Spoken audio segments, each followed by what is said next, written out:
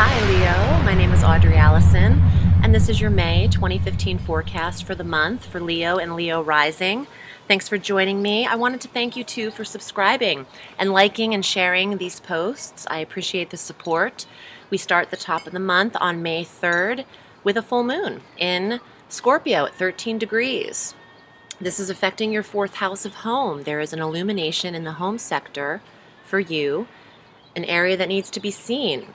Something's coming to an ending in the home too. Perhaps you're moving. Perhaps you're looking for something else.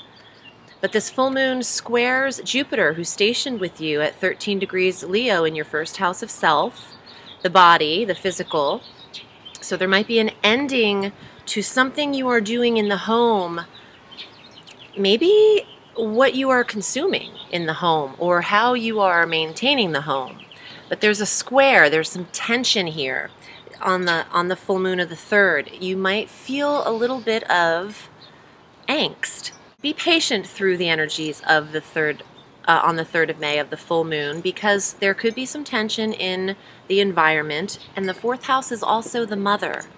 So there could be a tension with the mom and you at this time, Leo.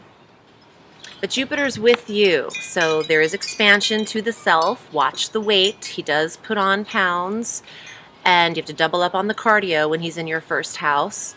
This would actually apply more to Leo risings than it would to Leo sun signs, because just because you are a Leo sun does not mean that is your natal first house. If you know your ascendant sign, watch those forecasts. It does apply for the solar scopes as well, but it's so accurate when you watch your ascendant sign.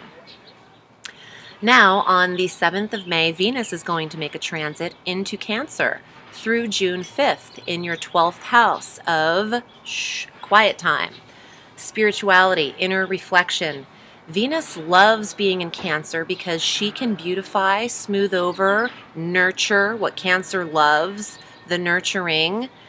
You're going to be very intuitive at this time, Leo, because once Venus enters Cancer, he will then trine Neptune at 9 degrees, another water sign, and eventually even trine Chiron, the asteroid called the Wounded Healer, at 21 degrees Pisces, in your 7th house of relationships. So Venus in Cancer affects the 12th house, trining harmoniously with the 7th house of partnerships.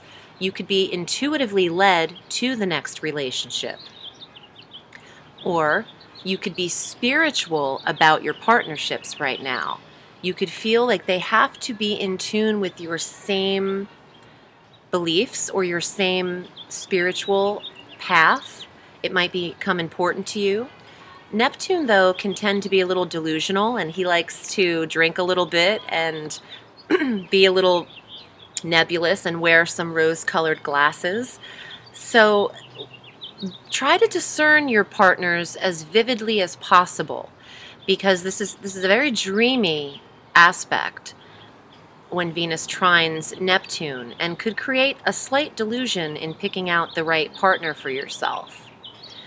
Venus will square Uranus in Aries in your 9th house when she enters Cancer, affecting the cardinal signs Libra, Aries, Cancer, and Capricorn.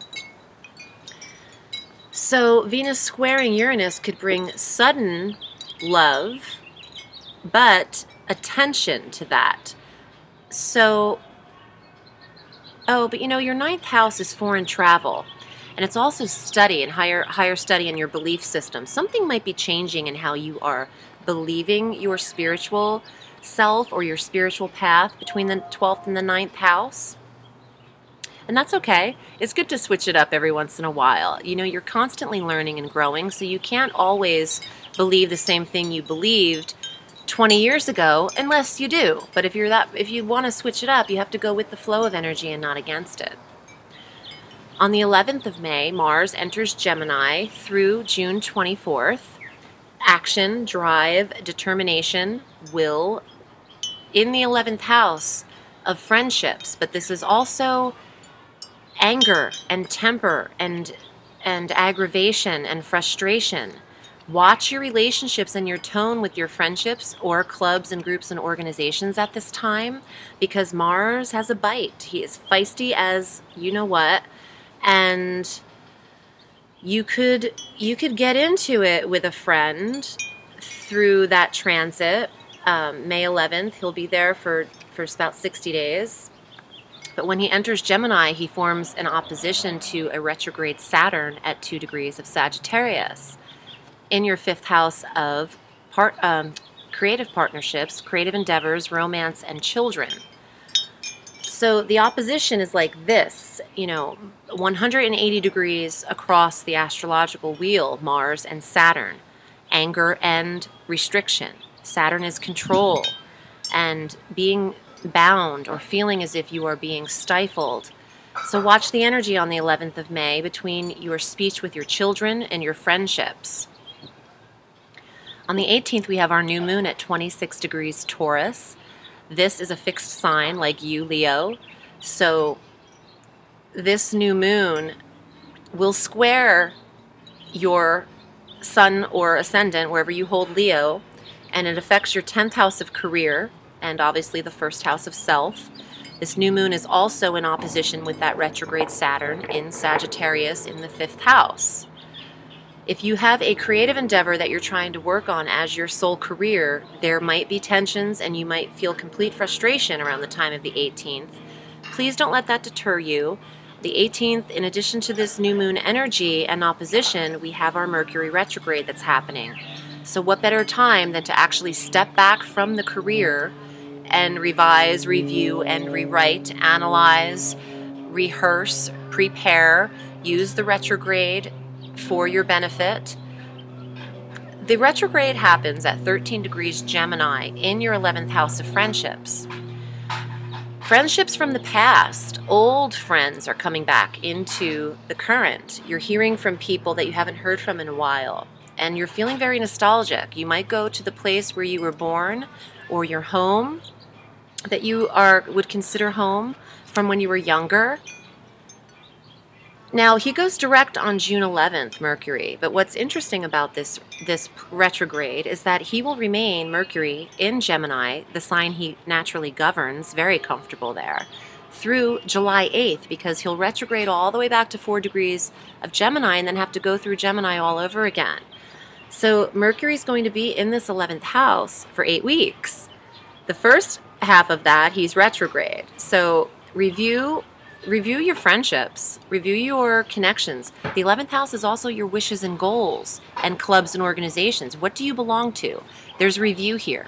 There's review in what you have joined, and you might switch it up because once Mercury goes direct, you'll have the communications and the contacts and the emails and the energy and all that to make these changes and to go forward with communicating correctly in your relationships with friends and groups and clubs.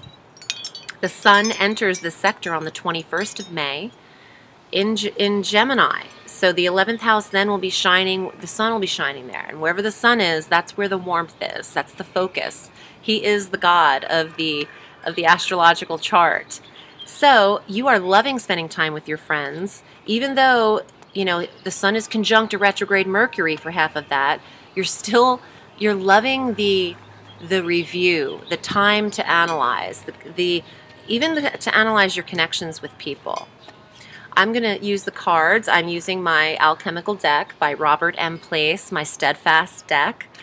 So let's see what energy comes up for you. And if you'd like a reading with me, I'm at audreyallison.com. You can reach me all through the week. And I'm on Facebook at Audrey Allison, Astrology and Tarot. Leo, here is your forecast for the Tarot for May 2015. The first card, we don't like this. This is the Three of Swords. But for those of you who are recuperating from a breakup or a loss of relationship, you're going to be healing. Chiron, that asteroid, he'll be able to help you. But let me see what other cards come up. The Six of Swords, my favorite card that I wanted to get tattooed on me and possibly will one day. Go with the flow of energy and not against it. The loving breeze, the higher power, being led. There was a reason this didn't work out. You were being guided.